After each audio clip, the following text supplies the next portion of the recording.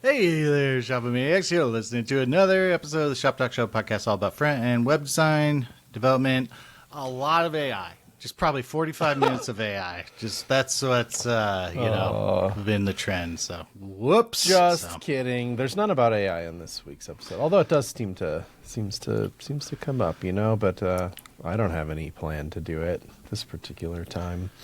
Yeah, I do feel like I want to issue a correction. So we were talking about state of the browser conf last time. We were sort of saying, hey, we had a we were talking about conferences, why they don't exist anymore. And I said Dave Story put on the state of the browser conf. It was Dave Littori. I apologize there. Dave is great, and so. Right, okay. Dave Story is a JavaScript developer. Dave Littori, also a JavaScript developer, but puts on the state of the browser. So, there you go. Cool. Great conference. Just wanted to issue that correction, make it right. So. Yeah, sounds good. I think we might just dip in the old mailbag this time, like our old click and clank roots, Yeah.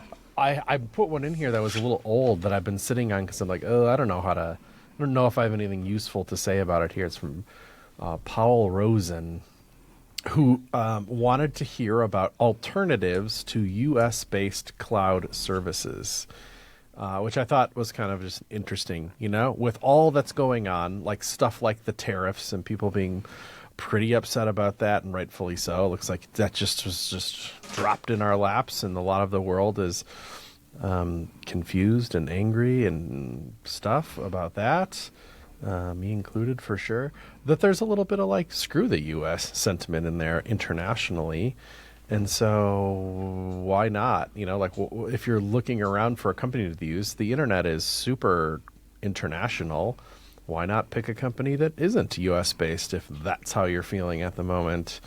I don't blame you necessarily. So for Paul, that says that would be stuff like GitHub and Netlify and whatever, Firebase, stuff like that. Those are companies that are US-based to some degree. What do you like? That's the stuff that I'm like, I don't know. What's the European GitHub? I don't know. I know there's like GitLab and stuff, but is that US too? Like, you'd have to just sit down and just research it. And I'm not above that, I guess, for the show. I just haven't done that. I didn't have any particular need to in my day-to-day work at the moment. But then I was browsing around or whatever, just reading my RSSs or whatever I do.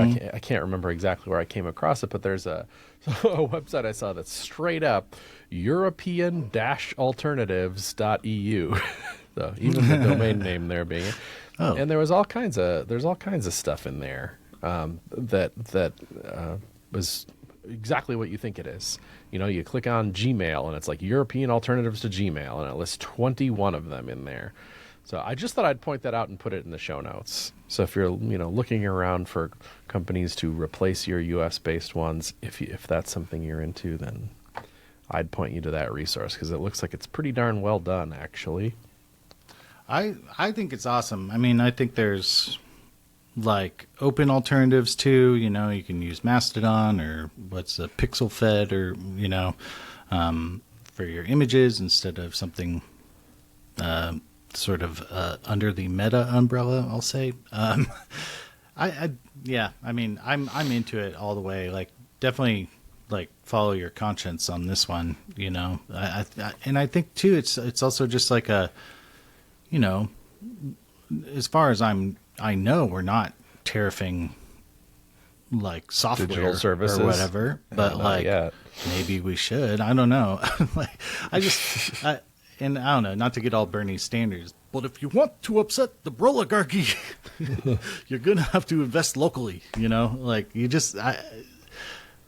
I think there's something to be said. Like there's too much money in the system, so give that to people you like or who are nearby is maybe a good strategy. So that's, right on. For us in the U.S., it's, I think it's about like, maybe we need to think a bit about where we host stuff or who we host it with, I'm sure,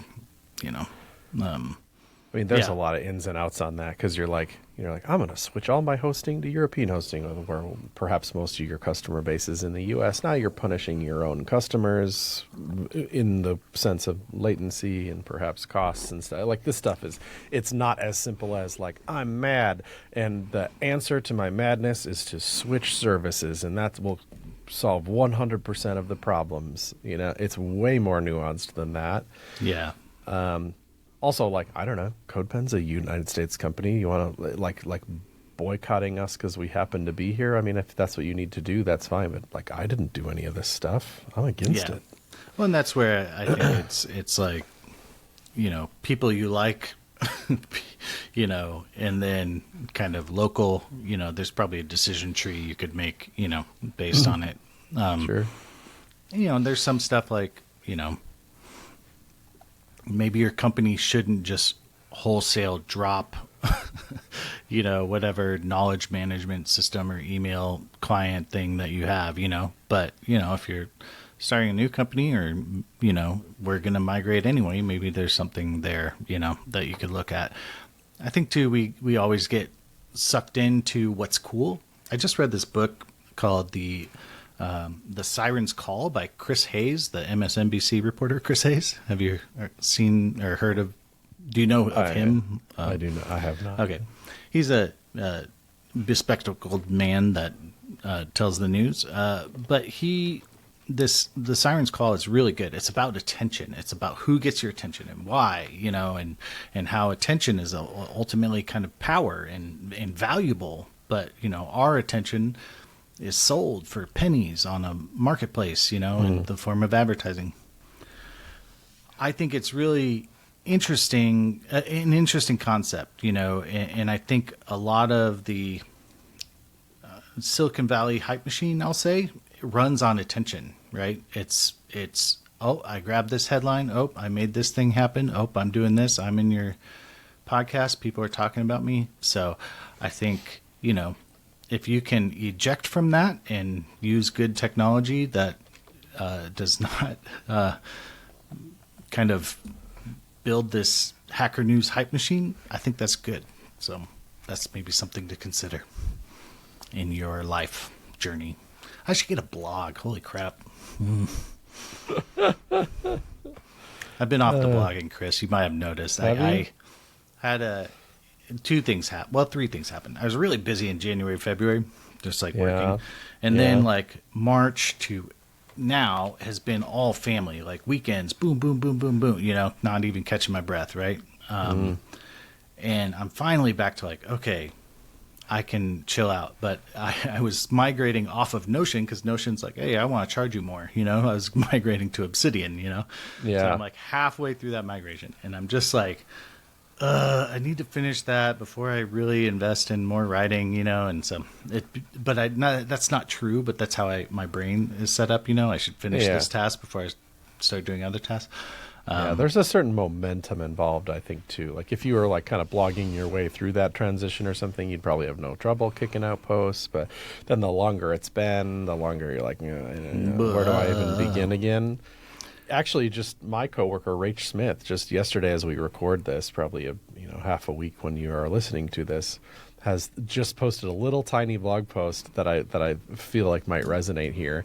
I'll read the beginning of it. I have the story in my head that the longer I go without writing a note here, the better that note has to be when I eventually come back and post again.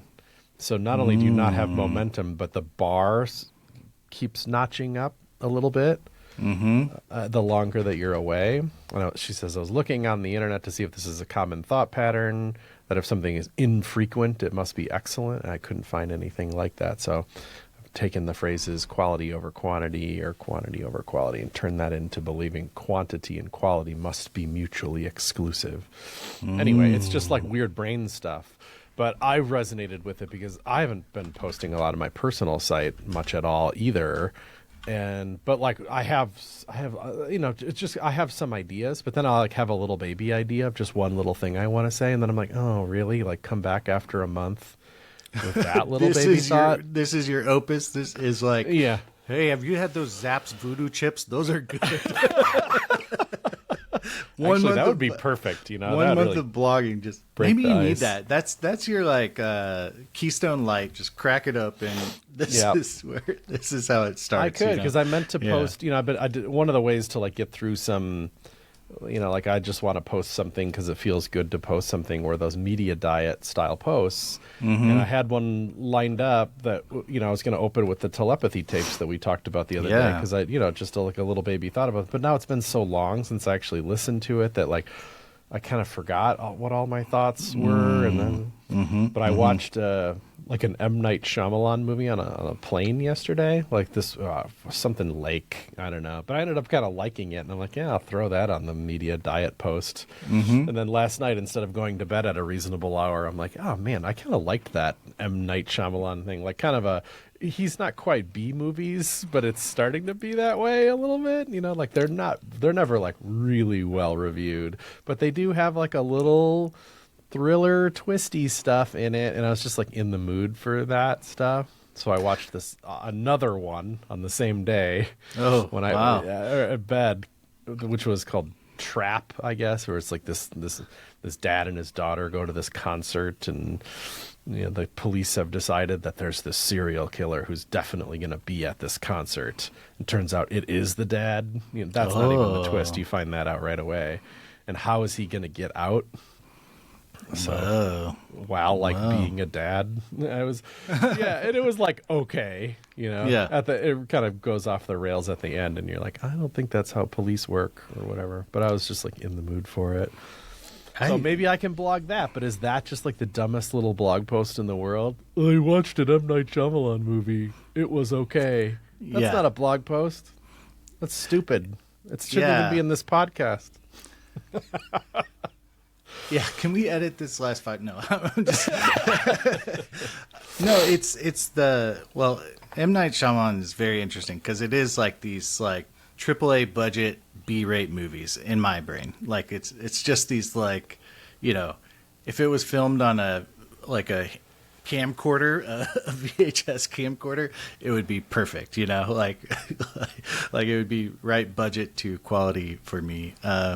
Just because it is sort of like a very thin story with a twist. Anyway, there is this weird. It's like this. If I post about M. Night Shyamalan, am I devaluing my next post? That's sort of this sort of like question I get into. Like, if I just run my mouth about politics, are people going to just mute me or like, and then put me into the I wish you wouldn't talk about politics, you know, bucket, you know, which I ultimately don't care. But it's that thing. It's like, I hope you wouldn't, because it's just like, I don't know. I think we've maybe passed an age or something where M. Night Shyamalan is maybe more controversial than politics. Like, because if you mute me because of politics, it's like you're denying me being a person, man. But if you mute me for M. Night Shyamalan, I get it. I don't know. Yeah, I don't. Is it worse or is it better or is it fine? Who knows? Yeah, I don't know. Fortunately, I'm just back from Alaska, Dave. I had a wonderful time up in Juneau, Alaska for the Alaska Folk Festival. Yeah, looked beautiful. Bunch of people in bars or houses, kind of just jamming, kind of. Yeah, the weather's not great in Juneau ever, really. So it's certainly an inside kind of event, although it's at the time of year where apparently sometimes it's nice at Folk Fest. I heard a lot about previous Folk Fests because it was their 50th, and there are people being extra reflective, I guess. Plus, it's a little badge of honor the more that you go to. Those events kind of work like that.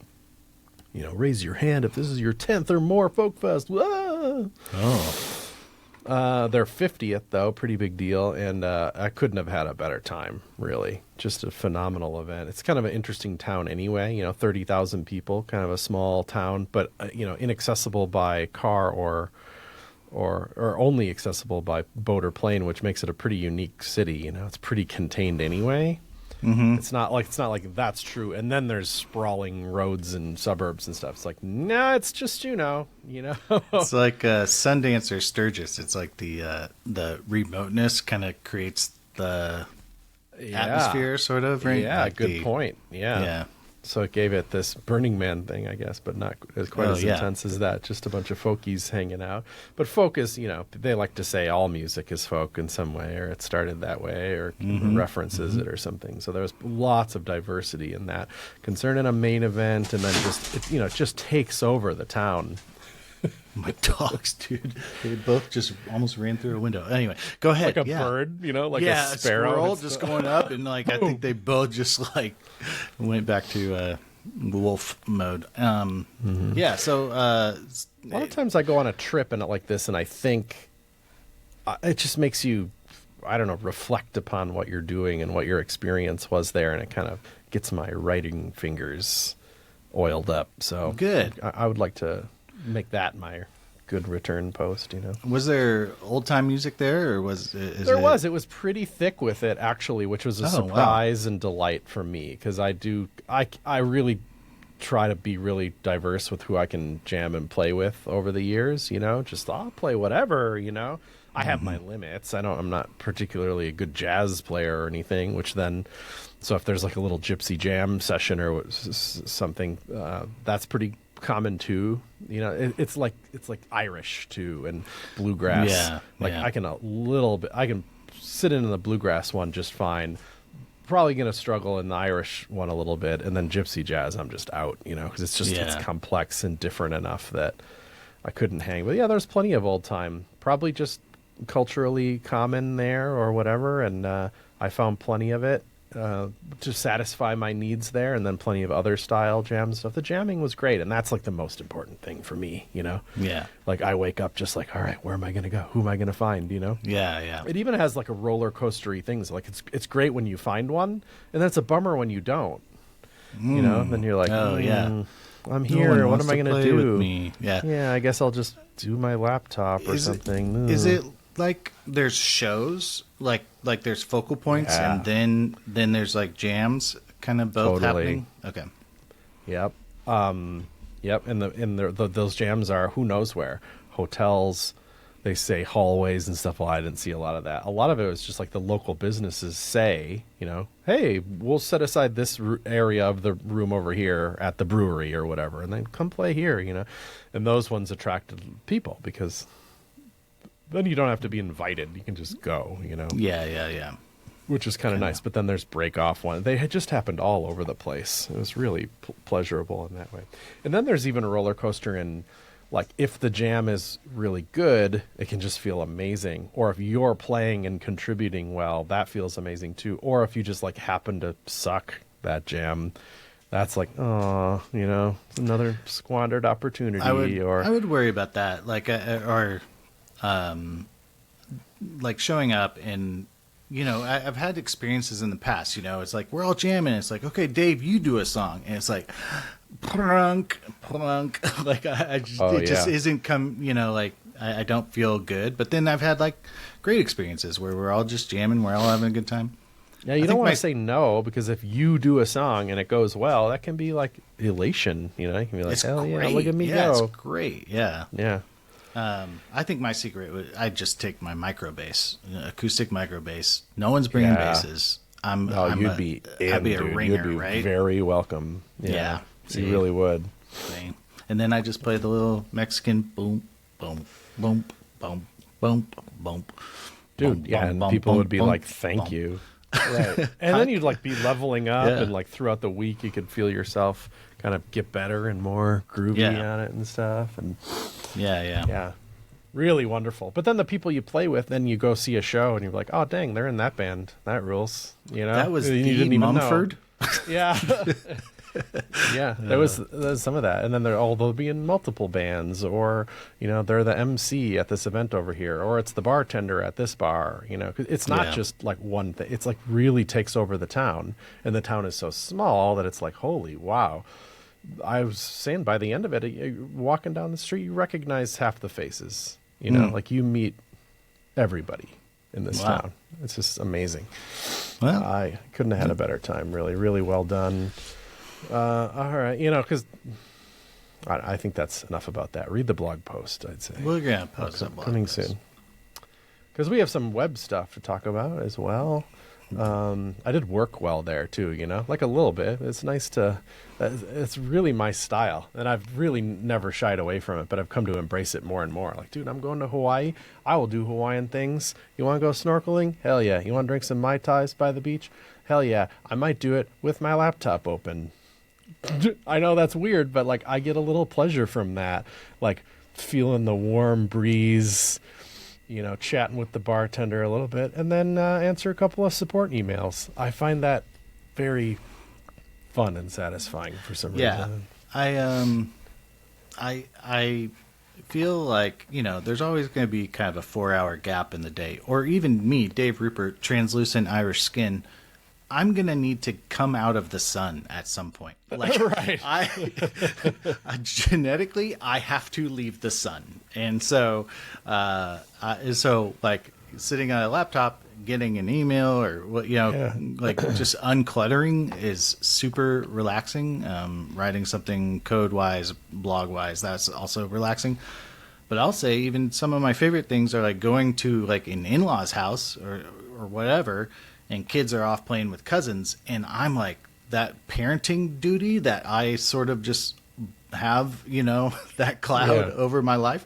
Not like a dark cloud, it's a sun rays and rainbows cloud, but that's gone, like I'm off duty, like truly off duty. And that is one of life's pleasures. It's just not I am not in charge of these kids for this amount of time, and this is great, so that's wonderful. Yeah, it's fun. There's always this, I always think of the bell curve of vacation too, where you get there and you're low on the curve because you really haven't, your brain hasn't let go at all yet. Yeah. You probably ripped work on the plane there. Oh, you're like to the minute you gotta go to the airport. Yeah, for sure.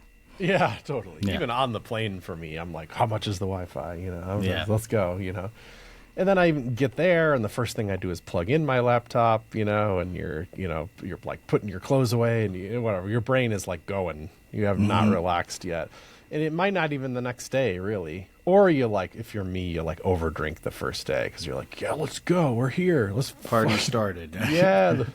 Yeah. Now you're an whatever. injured But bird then, on the second date. Yeah. You're 3-4 days in, and you're like, oh my god, vacation is the best, And then for me, it tends to come off, even by day 7 or something. I'm like, okay, enough sand, Yeah. But that's funny though, because it depends on how long you're going to be there. Like if you knew you were going to be there for 3 weeks or something, I think that curve would feel different or stretch out or something. Because I'm like, I feel like, isn't it kind of classic that, Europeans, feel free to write in and explain this to me, but they tend to take longer vacations. Like a 2-weeker is a pretty standard deal. Yeah. What's a month? Yeah. I know. A month vacation is not. Even Canadians. Our editor Chris Enns is like, hey, I'm going to Mexico for a month. Could you pre-record? I'm like, healthcare and vacations? Oh, the what a ripoff. I'm getting ripped ripped off. off. Is over a here. pretty standard thing, and I feel like even a lot of Americans are like, "Well, we're gonna kick it down to 3 days," Oh Just yeah, Disney in, out, back.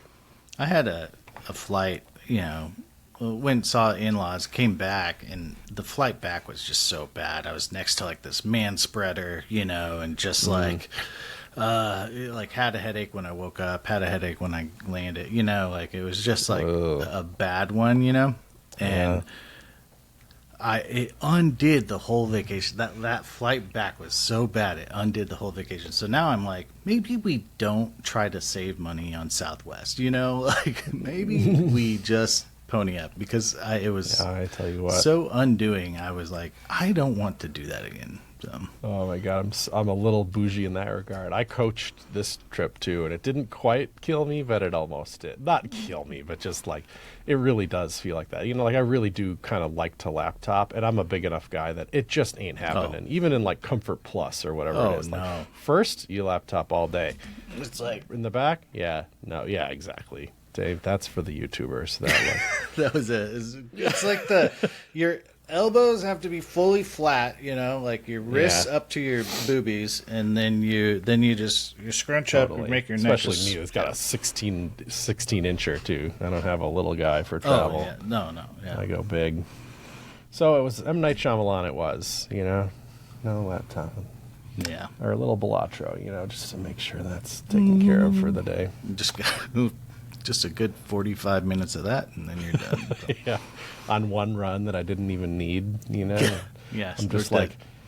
You die in the fifth run, fifth ante, because he's like, well, that wasn't good. So, all right, next question. We got John Elwood writes in 660. That must have been recently. Y'all discussed using polyfills for CSS features and reference that once a feature is fully supported, you just rip out the JavaScript once it's not needed. From y'all's experience, how often does that actually happen? Or is it more likely it stays in forever? Personally, I'd almost never remove code from a site that is working as I want. If it ain't broke, don't fix it. Additionally, do y'all think reticence to go back and remove code, if it exists, should be a factor in deciding should you use a polyfill or not?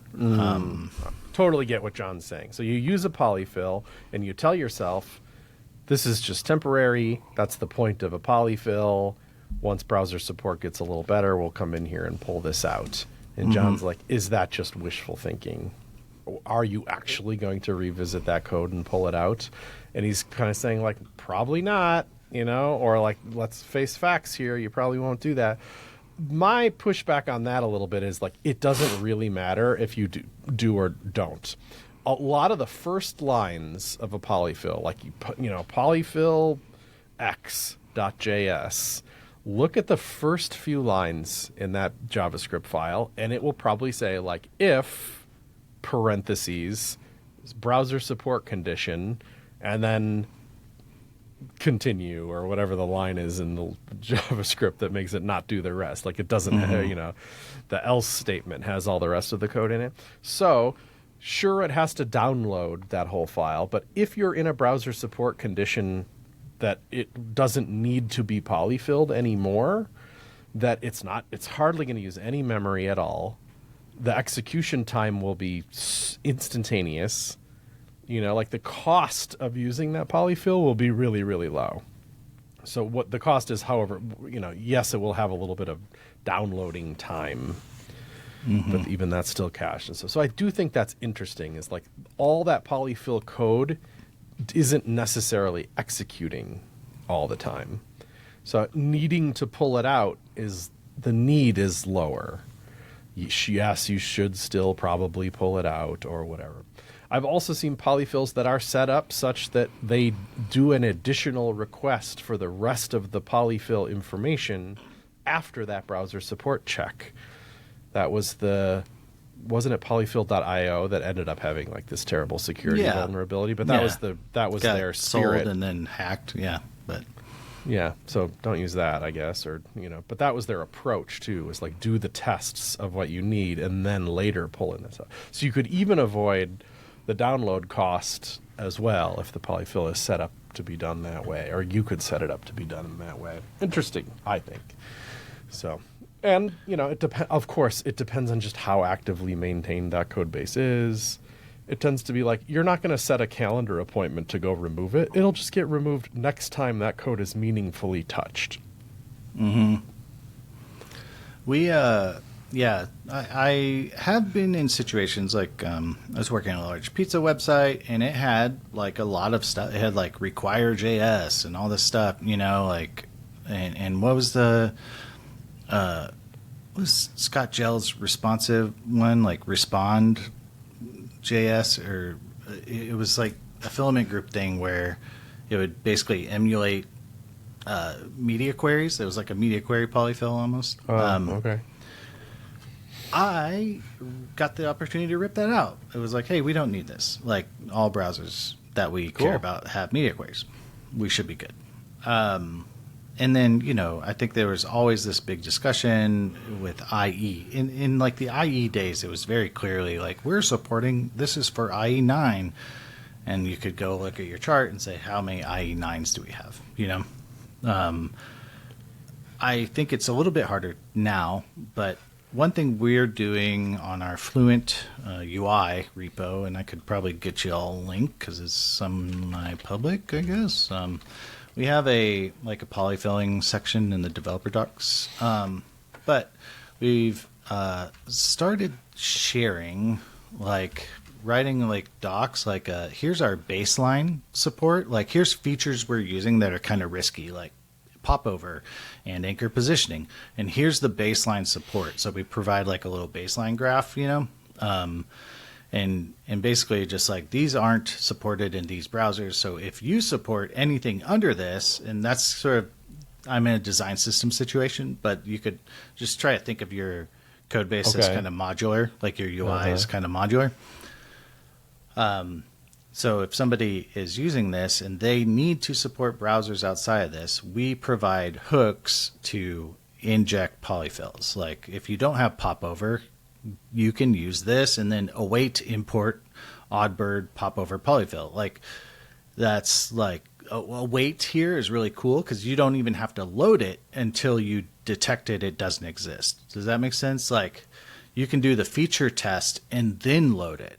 Like, yeah, that's what I'm saying. Yeah, like yeah. so the person who has it never even takes a hit on the download. So you can like literally just 500 bytes of code to run that test. Yeah. Mm-hmm. Yeah, and so like for anchor positioning, like we just text if it has anchor name, and then we apply the polyfill, and then we we like register it as a polyfill, and then in our code we're like, hey, if this has the polyfill, set it up again, like re-trigger the polyfill because like we're gonna need it at some point, right? So we have to reinitialize it on our components, and so like we add these little hooks.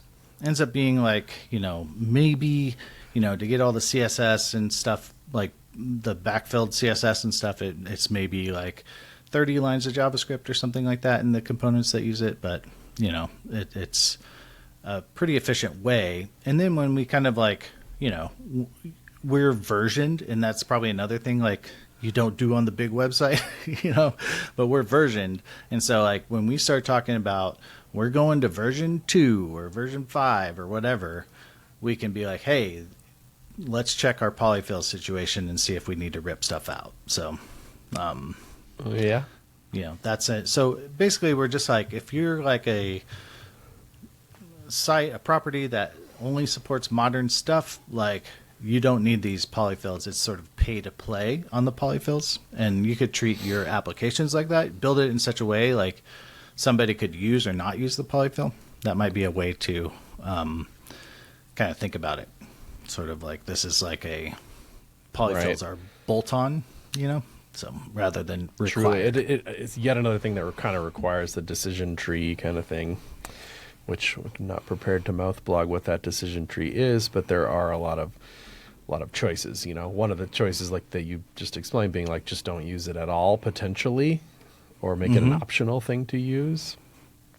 I've always found that things that involve like layout on the web are always one of those really hard ones. That's like the last thing that people actually start to use because the polyfills for it usually kind of suck, and it's just so important that you can't really do a real fallback. You can't just like have things not in the right place on the page. That's not going to work. I've struggled a little bit with the anchor positioning one, which has a pretty good polyfill, but it's not quite up to date and is, missing some of the features of it. But it's also in interop this year, so you're like, do I even care? Like, can I just wait a little longer to use it at all? There's no real progressive enhancement story for it because you can't just, if you're not going to use the polyfill, the things will not be in the right place, and that's like not okay. So it's kind of, to me, that's like that's on polyfilling on hard mode. It's like the hardest thing to choose and implement. Yeah. There's the mileage may vary. I still think about building a website like can I use, but basically like can I polyfill, and it's can I use, except that it tells you like, oh, you can write CSS or this gracefully degrade. This is a progressive enhancement entirely, like text decoration skip ink or something like that, right? Like it's like it just doesn't matter if it doesn't work, matter if it doesn't work. Doesn't friggin' matter. The next one is like Is there a polyfill for it? Yes, like you can download this polyfill from Oddbird and it's awesome. The third level is no, it's CSS grid. It doesn't really work. I guess you can use Flexbox, but it's not going to look the same. We're going to have to hand code the fallback. Is the idea. Yeah, these are really a CSS layers doesn't have a good fallback story necessarily. So it's sort of like architectural, right? Like you have to use that feature. So CSS nesting is sort of the same thing. It doesn't really have a fallback. So that would be kind of like my dream website. Maybe I should just build it. Yeah, you think you can smash it down to 3? I bet you could. Yeah, there's like light nuance there, and yeah, well, and I think there's kind of this what Adam Argyle, who a little bit of hot drama there, but Adam Argyle, when he was talking about like carousel for CSS carousels, he was saying maybe we'll have a web component as a polyfill. This is a really great idea. Like if you're like carousel polyfill and you have all this junk on there, that's awesome. Like, and that web component only loads or only, executes if it needs to. That's kind of really cool. So, yeah. So that would be like another one. I'd like to see it in that baseline widget thing. Like Google should just do that, because it really isn't what browsers support a particular feature. Call it that's 80% important or something. I don't know. Maybe I shouldn't have attributed View that. transitions. It matters. It's a really big deal. View transitions is a great one because it's at that first level of low importance, or it just doesn't matter if it doesn't work. Yeah. Pretty much. I'm sure we could have arguments about that or something, or that it's like perhaps you're using it to reorder a list and it's very important that animation is applied to that list reordering for some reason, because it's a core mechanic of a game, or you just know that your users really need that to understand the new state of the list. Maybe it's very important. Probably it's not. Probably it's a bonus, and it's just gonna work whether it works or not. So that baseline widget telling you that it's not really ready to use because it's not supported in some browsers is kind of telling you the wrong story. It's pushing you away from that feature when really it should be pushing you towards that feature because using it is fine. Yeah, starting style is another one. It doesn't matter. Like, no starting style. It just goes back to old web. Like you just code in how you used to. Because CSS like is good at just ignoring stuff like that. Yeah. So that would be kind of even that you need to know. Like you just need to be like you have to have that as part of your finger knowledge when coding. Because it's not true with the JavaScript feature. You can't call an API that doesn't exist and just be like, it's fine, that line will just fail or whatever. Because thrown JavaScript is a problem, whereas right. CSS doesn't throw. Yeah, I think just it's like a risk chart, right? Like it gets more risky to polyfill this or use this vanilla as you go up the risk chart. So. If your browser supports Dave's 3 levels, that's a pretty good blog post idea. Yeah, doesn't matter. Or progressively enhanceable, polyfillable, breaking change or something. What would be the third one? Just requires hand-coded fallback. Yeah. Interesting stuff. Okay, we got another one that came in from friend of the show, Stephen Garrity, hey. Who wrote a blog post over at Smashing Magazine, wanted us to let us know about it. The title is great. It's called Gild Just One Lily. And it's just a thought about design, in that start with a nice designed website. Start with a lily, and he makes the point in the article that, like, if your website isn't a lily yet, you kind of got to start there, like don't make a garbage website and then imply one amazing detail to it. That's the gilding part, is like, just pick one detail on the website and just make it so nice, but you have to start with a pretty nice website to begin with. And it's just a nice concept, like I'll quote him.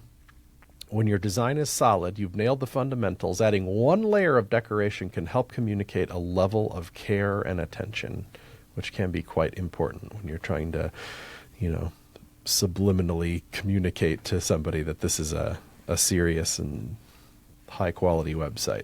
Mm-hmm. So I just like the thought. It's got a great name. It's cool. It reminds me of like a Jim Nielsen thought or something.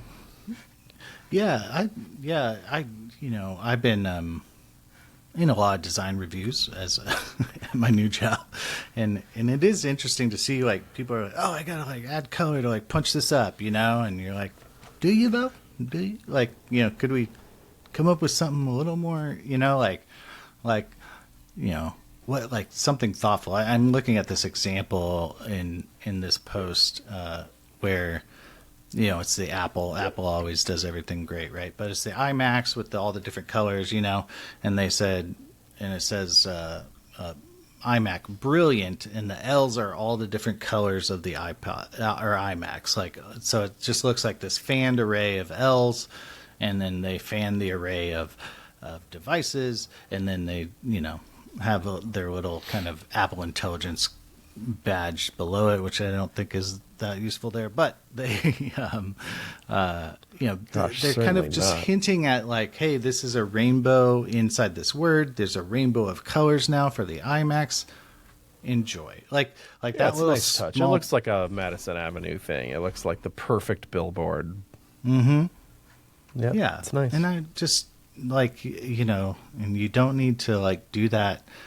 Not every page needs to be a blowout. I think that's a mistake people make. Just kind of like, okay, blank canvas. What am I feeling? And it's not every page needs that. Just make a straight page that looks nice. Again, you need that foundation there, right? And then you just make one thing great on that page. Don't. I'll probably think about this for a long time. Especially because of how easily it could apply to a art-directed blog post.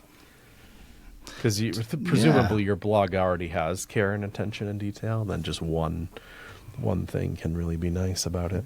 Well, that's like, I've got this ability to inject like SVGs as my title, Like, It's a really low-effort thing. I just grab a Google font, I type it into I type whatever I want, or, drop some shapes or Google fonts and whatever, create outline, and boom, I have an SVG that I can put as a title. It costs me like $0, maybe $3, and of effort, and it really like makes this post different than the other posts. And so like there's stuff you can do like that all the time. So maybe it's a different link style or whatever. If you're talking, what did Tyler Sticka is cool. Tyler Sticka. He did this. Did we already talk about this one? The posts about his. He did that blog challenge questions thing. Did you see that post? His thing. I've read a lot of those at this point. Yeah, you're like they're all the same now. I started when I was 5. Movable type. Yeah, blah, blah. So he had this, but he put it in the iMessage format, like all the chat bubbles, like the questions are in bloop, then he like responded in bloop, bloop, bloop. I've seen this like maybe a couple times, but his is maybe the most well done, especially because he has big juicy type. So it looks almost close to like what it renders on my phone at a phone distance. Anyway, it's really well done. And I thought that was really cool. It was like, oh, this is a question and answer. Let's do a conversation. Perfect. Yeah. Perfect. Yeah. Super classy. Yeah. And I bet he didn't break like his website trying to make it happen, so yeah. Yeah. So this is now reminding me, see these shapes that are in there? I'm sure he's got an interesting take on how he did it, Like it probably is just some border radius on a box and stuff with a little pseudo element dingleberry blasting off the side. It looks really classy and nice, actually. But God, where did it come up? It was in the Discord a little bit, and I think I wrote a Chris's Corner about it for CodePen. But it was just kind of tucked into the Safari 18.4 release notes that it's a new one of the what they call in CSS a basic shape. And basic shapes apply to a number of different things, one of them being clip path you can apply a basic shape to. And there's a couple of others too. I don't know, my brain is not working now, but it's when you want to use like circle, for example, as a function, and you want to describe something about the circle, and then that becomes your clip path. A popular one is polygon. Have you ever seen the clip path website? What's the famous clip path website? Clip path generator website. That's just one of my favorite things. It's called Clippy, you know, but not that Clippy, by Bennett Feely. It's like the best clip path website ever made, but it mostly helps you with polygon related clip paths. So it has this thing that you're clipping out, just an example, and you can drag and add these dots all over it and dragging them around. And then at the bottom, it's giving you the clip path that you're going to need to use in your own CSS. It's a bunch of percentage values, just a super well done website. But polygon isn't the only basic shape. You know, there's circle, there's ellipse, there's inset is one of them. Inset is an interesting one because it's just 4 values. It's like, how far do you want to push in from each of the corners? That one's extra interesting to me because it supports this round keyword. So not only can you inset, but you can apply a border radius to the thing that you're clipping on the inside. Pretty interesting. There's more. I can't remember them all, but there's a brand new one that was tucked in that Safari 18.4 blog post I mentioned that was just called Shape. And I really liked what they had to write about it, because they're like, basically like, it's a bummer that we don't get the same power as the path element in SVG. The path element meaning just the one with the D attribute on it, you know, and the syntax for it is like single letters, either capital or lowercase, and then coordinates, and all those letters mean different things, like move here, or draw a straight line here, or draw a curved line here, and all this. And it's this very powerful like geometric language for basically drawing anything. If you can draw it with vector, you can draw it with path. It's like the deepest foundational level SVG drawing vector language that we have on the web, basically. But it's not very adaptable to CSS. It mostly only makes sense in SVG because all the numbers in the D syntax are just unitless numbers. It's just 100, 100 or whatever, or 40, 40 or whatever. Those are just meaningful numbers on a view box grid that refer to a point that's relevant to the SVG view box. CSS, just regular HTML elements rendered on the page do not have a view box. They need pixels and M's and percentages and stuff. There's no view box on just arbitrary HTML elements. Yeah. So when you use path, which is a function that's supported in CSS, and it supports the identical SVG layout language, all those unitless numbers become pixels. And pixels are not that great in responsive design. Yeah. You know? Like if you have a view box 0, 0, 100, 100, that's just 100 pixel square. Yep. And if you say whatever, clip, whatever, let's say circle CX 50, 50, CX, CY, and R 10, it's going to draw a 10 pixel or 20 pixel diameter circle inside a 100 pixel square. So. Right, and like so that's very specific that's to just that. not amazing, yeah. Yeah. But the circle function in CSS has evolved to is better than that, because you can use like rems and stuff inside the circle function. Like it is adapted to be more CSS-y than SVG-y, if that makes sense. Like some of those really basic shapes, when they moved from SVG to CSS, became more CSS-y. They like support more values and stuff, whereas the path syntax never did. It's just too complicated for that. It was probably the hardest one to move, hence this. So this new shape function in CSS is their take at converting the entire path syntax of SVG over to like CSS-y stuff. So now you can express anything that you could in path, you know, start here, draw a curved line to here, draw a straight line here, all that stuff. Just has like a new syntax to it in CSS that accepts custom properties you can use for the values. You can use rems, ems, container units, whatever you want. Takes any units. You can use calc inside. None of that stuff was particularly possible with the old D syntax ported to CSS. So it's new. It's like all kinds of new keywords and stuff meant to map over and replicate the SVG syntax. It looks like it was like a very ambitious move for Shape.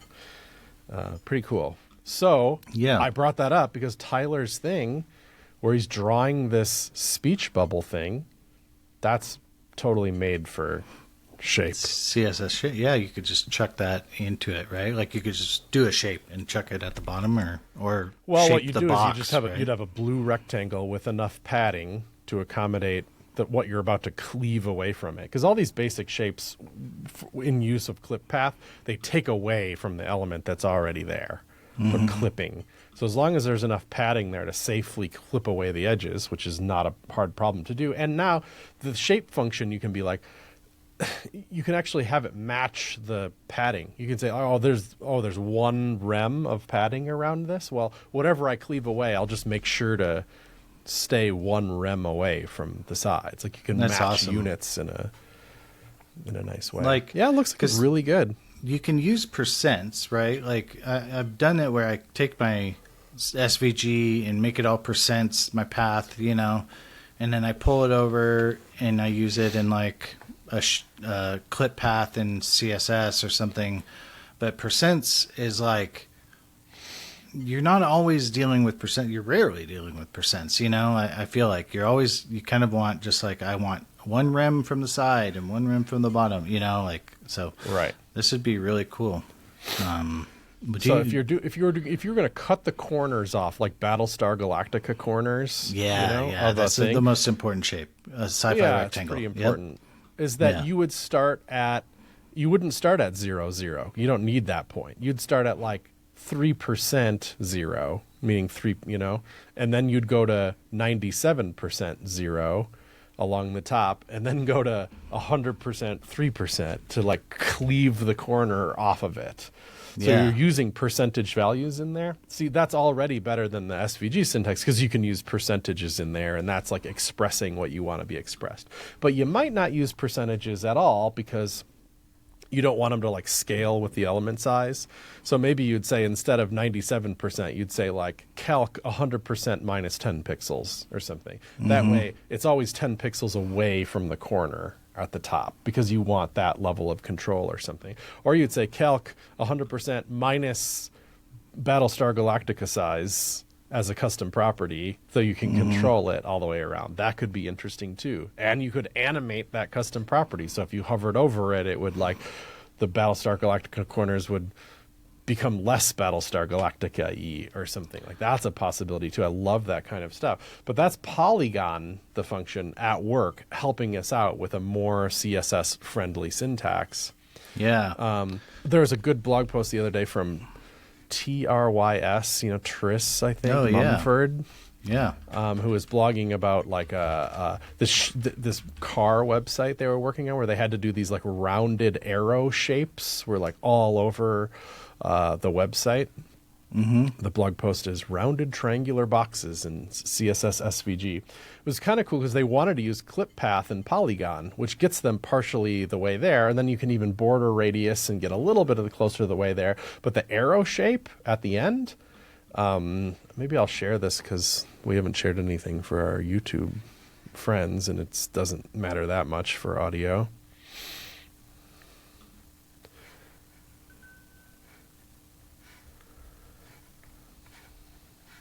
Can you see that? Yeah. Rounded triangular boxes. Yeah. I like it. I like it especially because it's like a real, it's like a totally deployed real website for a real car company, like that's nice to see, right? See these like triangle shapes behind it. So it's like almost just a rectangle, but looks like you took one of the corners in the middle and just pulled it out with your finger a little bit to be a little arrow shape.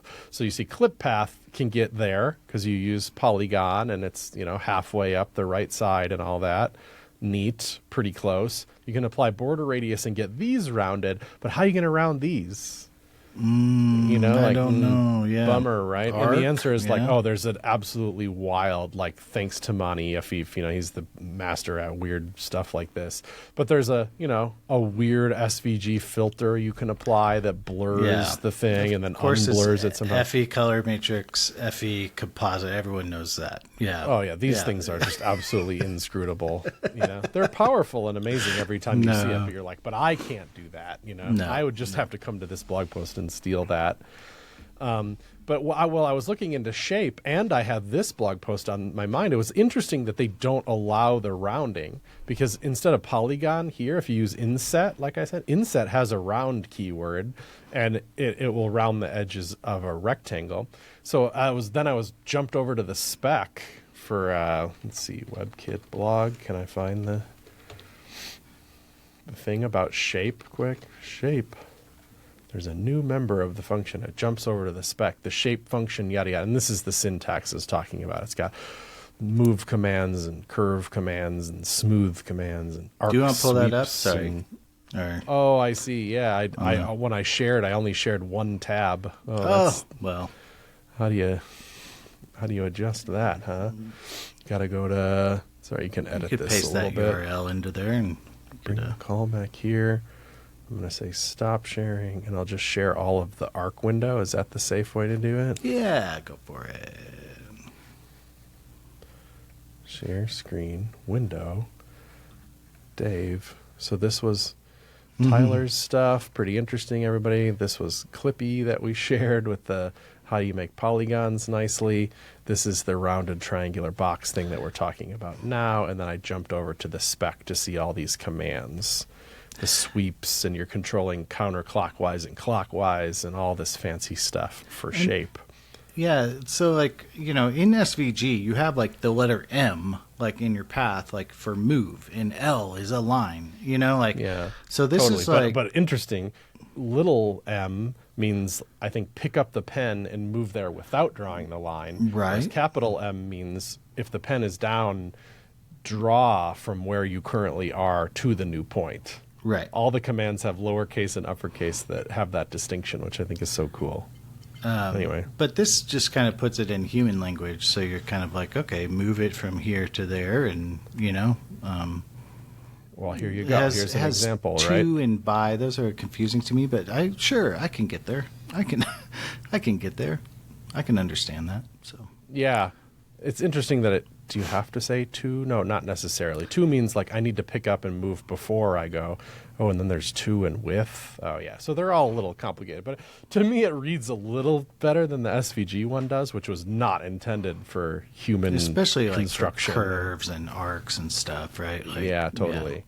But can you see what I mean? Now these are just values now, and they can be calced, they can be custom properties, they can be whatever, So they have an example right in the spec actually of one of those speech bubble things. It's not quite as fancy as Tyler's is, but it's it's a routed rectangle with a little triangle wanking off the bottom of it. And now you can just express that responsively with a shape function. Like, look at this. It's a little bit of a beast. But it's like, there it is, That's cool. I could actually literally use that right now. So, right? yeah, Yeah.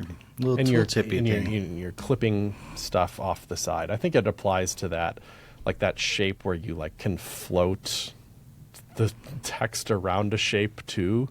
That's not clip path. That's something else. What is that And what's function called? I cool forget. about this over like a pseudo element, right, is if you're ever doing like a gradient, like from red to green or something, and you wanted on top or bottom, it's fine because it's either red or green. But if you had it on the side at like 25% from the bottom, matching that gradient would be almost impossible. Like you would not. It would be really hard to match the gradient in the shape. Not that we're What all you're saying is like this little thing down here, if this gradient was like purple over here to red over here, what are you going to do with the dingleberry? It's like, it's going to be really hard to get it to match correctly. Or even like 5% more white or something, like it would be like a noticeable staple on, right? And so Yeah, that's why. That's the number one reason why this is the way to go. Because you can put whatever back here. You could put a SVG pattern, a Shrek back there, and yeah, it'll be fine. yeah, yeah. No, I think there's like a lot of cool. I think like there's not that we're all doing shapes like that or whatever, but I think like that's like a really awesome way to, I don't know, make something happen. So Yeah. God, I forgot how we even got started there, but we keep going off on stuff. oh, we're talking. I know how we got there from the question. So that we started 20 minutes ago. Oh, we were gilding lilies. Gilding lilies. We're gilding a lily. Yeah, we sure were. That's cool. Well, thanks, Stephen, for sharing that article. I'll take an article. If you submitted an article somewhere and it got published, share it. That sounds good. We'll talk about it. Oh, yeah. All right. I think that'll do us. I think we have an hour I think here. we're at the mark here. So thank you, dear listener, for downloading this in your podcatcher choice. Be sure to shard it up. That's how people find out about the show. Follow us on one of the good ones, Mastodon or Blue Sky, and then join us in the Discord, patreon.com/shoptalkshow. Chris, did I miss anything? Did I cover? That was a very quick outro, but Yeah, I think so. Shoptalkshow.com.